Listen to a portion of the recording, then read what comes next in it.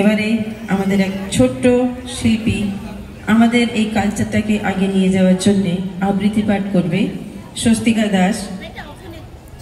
স্বপ্না মুখোপাধ্যায়ের লেখা এবং শশাঙ্ক শেখর মৃধার লেখা ছোট ছোট দুটো কবিতা নিয়ে আসছে স্বস্তিকা দাস।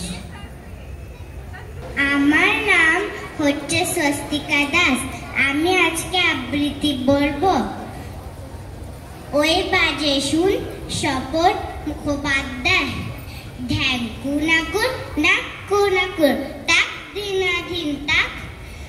আজ চালাতে ওই বাজে শুন দুর্গা মায়ের ঢাক। দশ পূজা মা এসেছে একটা বছর পর। আমির কিংবা দীন দুঃখী আলো সবা ঘর। মহামায়ের প্রসাদ খেয়ে পুজোর 4টে দিন। ভালো মন্দ সব ভুলে ভাই নাচবো তা দিন দিন।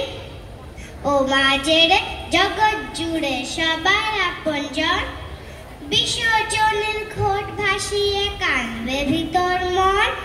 বিসর্জনের ঘট ভাসিয়ে কাঁদবে ভিতর মন। আরেকটা আবৃত্তি বলবো, তার নাম হচ্ছে কবিতা